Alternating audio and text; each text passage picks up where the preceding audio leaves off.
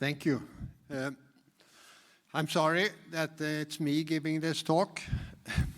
The real presenter was sick, and I just got the task to try to bail the Cleveland Clinic out. I'm a partial retiree now, so bear with me. I have no disclosures. No, this was important.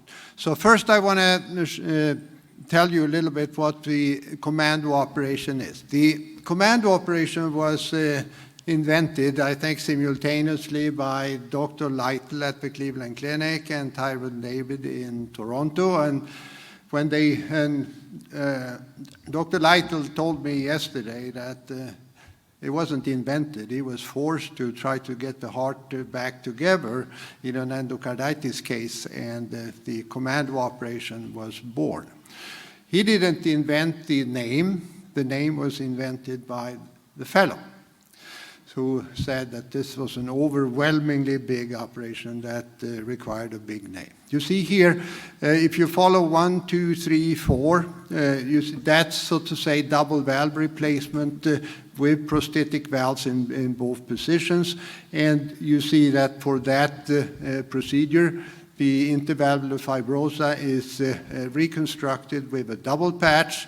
You, so to say, use the lower part of the patch for the roof of a left atrium and the upper part for the aorta. The 4B and 5B is for the option that you replace the root, in this case, with a homograft, where you, of course, have the mitral annulus and so on. And you see on 2 here that what this operation provides is an anterior approach to the mitral valve and the mitral annulus, and that's, of course, sometimes an advantage with regard to debridement of the mitral annulus.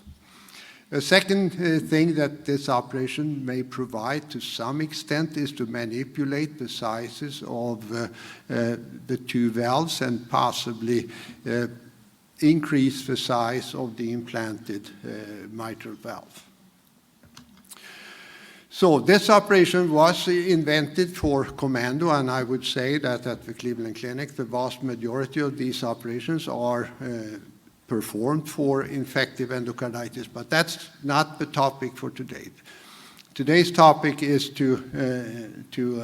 for other indications, and that is really patients who had repeated operations before, and there is nothing left in between the aortic and the mitral valve, and for patients with severe calcification of the intervalvular fibrosa, where you end up after debridement having no intervalvular fibrosa left. And this calcification can be related to radiation or unrelated to radiation. Today, anytime we approach a patient with mitral annular calcification or calcification of the intervalvular fibrosa or calcification of the aorta, we know very much about where the calcium is. We know how it's distributed. We know where it infiltrates. We know, say, we can score it. We can quantify the calcium. So we know a lot about the calcium, and the decision making whether this patient will require a regular double valve replacement or a Commando procedure can be taken beforehand. I think that Dr. Johnson, who has done many of these operations, he would make the decision beforehand. Some of us would make the decision whether to do a Commando or not after we have taken the aortic valve out and debrided and see what we're dealing with. So the question is, what is our current experience with this operation for non-endocarditis pathologies? And should we do more of these operations, or should we do fewer of these operations? So the objectives is to determine the contemporary risk in patients undergoing Commando procedure and compare it to the closest benchmark double valve replacement without replacement of the intervalvular fibrosa. I almost said without need for replacement of the intervalvular fibrosa, but I took that back. So we have 1,525 patients who underwent double valve replacement. 129 of those were Commandos, and 1191 were double valves without intervalvular fibrosa reconstructions. The preoperative characteristics, so to say, you see here what was the difference between patients who had Commando operations and who had only double valves. You see before matching and after matching, and you see the different factors here to the side that separated the valves, separated the operations. So one point that needs to be underlined here is that the Commando group contained more radiation heart disease patients than the double valves among the matched patients. So the calcium scores you can see is let's say much higher in the Commando group. So this is a sicker group of patients, and some of these patients were before referral considered inoperable, but there are a few patients who we consider inoperable when they come to us. Valve sizes implanted. There were no difference in valve size between in the mitral valve between Commando and double valves. The aortic valve implanted in the aortic position was slightly larger in the Commando group, and that was a significant difference. Hospital outcomes, you see the cardiopulmonary bypass time is not much longer for the Commando operation. So you gain a little bit by having the anterior approach. You save some time on that. The postoperative stays in the ICU and the overall length of stay in the hospitals were also not very different. Slightly higher mortality among the Commando patients, not many strokes, not many infections, a little bit more dialysis, and slightly longer extended ventilation times. The mean gradients of the implanted mitral valves were no difference, and the degree of mitral regurgitation afterwards were also really low difference, no difference between the valves. The slide is reversed for some reason, so we have a gradients to the right here.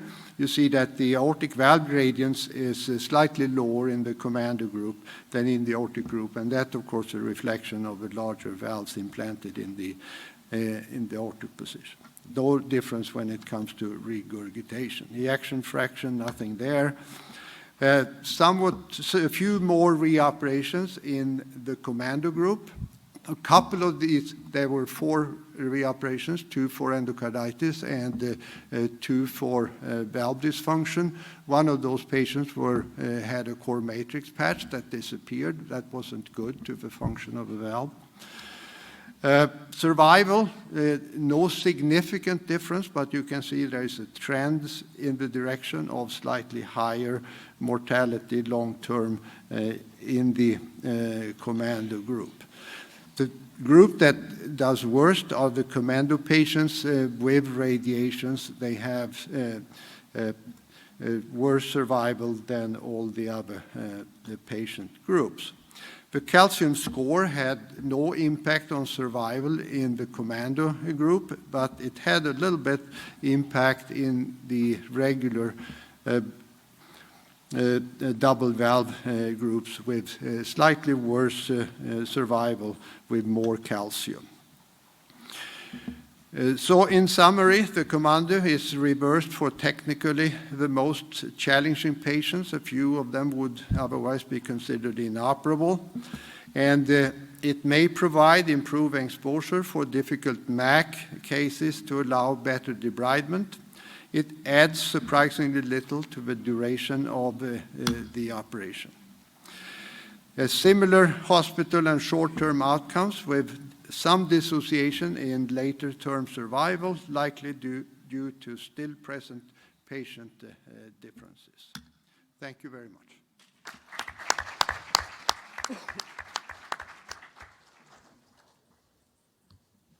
The discussants, Jabrino Curry.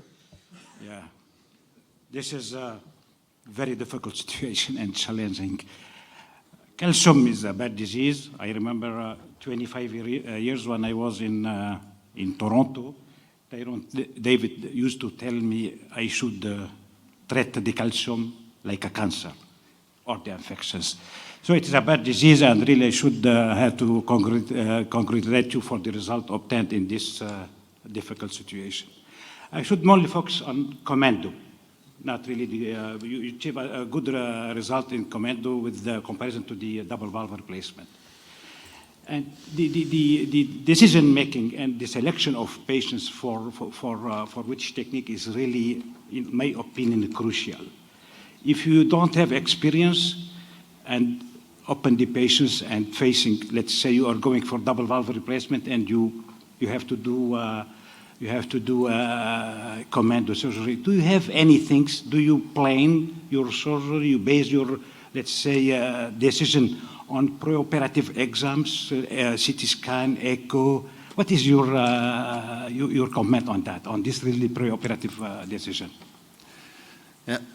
It's a difficult question, and we have a little bit different approaches to it. I would say that Dr. Johnston is more decisive beforehand. He looks carefully on the CT scans, and in particular in the radiation patient.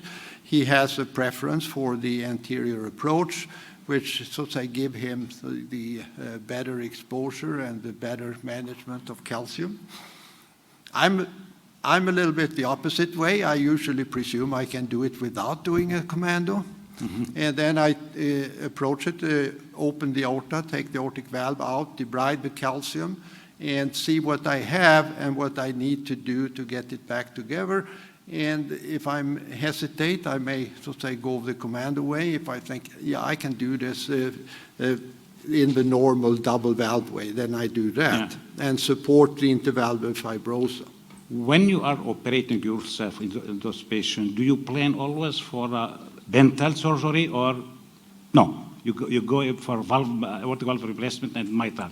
It is not really systematically, let's say, easily to approach this problem with separating the coronary and radical excision of all those calcium, or it's you open the aorta as the usual case. In my experience, because of your experience, yes. Yeah, in my experience, let's say the difficult points here are the two trigones and how hard they are and how difficult they are. I would say the intervalvular fibrosa part is the easiest part. It is the connection between the annulus when you come up to the trigones. How calcified is that? How hard is that? How well have I debrided? How well can I seal the corners? Those are the things that goes through my mind, and then I so to say decide, so to say, how do I carry the patch a little bit down, so I'm sure that I have a good grip in the lower corner of the patch, and then I can even say solve the patch to the ventricles to the side. I do all kinds of things to get around that. I'm asking this question, but many radiation, let's say, disease, the root itself is so calcified and small, and so to have exposure, maybe sometimes it's good to, let's say, go immediately for bental. I probably misunderstood you a little bit. I certainly agree with that. That if you don't like the root, then take it apart and replace the root. I wouldn't hesitate to do that. Does the MAC influence your technique? The presence of posterior MAC? Yeah, I don't know if I want to comment on that because I have a totally different opinion than what we've heard in the previous talks. I debride the calcium with the rongeur, and then I support the annulus, worry, use the atrial lips, and so on. Gustav, I don't want you to worry. I have a completely different opinion than what you've just presented, so you're allowed to disagree. Thank you. Thank you. So Okay, one more quick one to Yes. We have one last question. Sorry, the choice of prosthetic material. I have the feeling sometimes that replacing with mechanical valve maybe will allow us to have less obstruction of the LVOT. What do you think about that? I think the mechanical valve has the advantage that it's, so to say, hemodynamically better in the mitral position, and you can downsize the mitral valve, which of course make the things a little bit easier. And so I do whatever the patients want in this situation, but I want to have a good balance between the two valves. And I think the worst sin is to really oversize the mitral valve. Then you get yourself in Do you trouble. think that the resection of calcium, that is the beneficial calcium resection? Yes. Yeah, when you debride everything, that's the factor for having good late prognostic? I'm sorry. I don't know the answer to that Yeah. question. Yeah, Probably okay. yes. Quick question and a quick answer. Hassan from Albany, New York. Thank you. I enjoyed the paper, Dr. Pedersen. My question is about the calcification. So you've made the incisions for the Commando, and where you're going to sew your patch is calcium. Now, does this kind of increase the risk of things like paravalvular leak or bleeding around the patch, or would that make a difference in your decision as to what kind of operation to do? Where there's calcium at the edges. I don't know the answer to the question. I think it does, and I think you need to really think about those corners. And as I said before, the amount of calcium in the two trigones is really what decides what I appreciate as the difficulty of the operation, and how much to debride and when to stop debriding, how to anchor the patch in the lower part, where you begin the patch, how to anchor it. That's the key to the success. Gustav, thank you so much for presenting this as a courageous series. We need we would need a group like yours to tell me randomized data where you could do either one and you chose one or the other to convince me, because first of all, you can't do this at the same time as a double valve. That's not possible unless there's some selection, because it's a bigger operation. It truly is. And I don't know whether you're going transeptal in the mitral or interatrial groove. How many people in this room have not done a Commando in the last 12 months or 2 years or 3 years? I'll join you. I do a lot of double valve surgery, a lot of radiation heart disease, and a lot of calcification. And usually, if there's a will, there's a way. I do agree with Jabreen that committing to a root procedure is often one of the steps because the root's very small. But it's just it's another way to handle it. Even in our own group, different ones of us have different approaches to the same disease. But it shows you that if you have experience and you work in a group that really does this a lot, you can do it quite safely. Thank you so much for your presentation.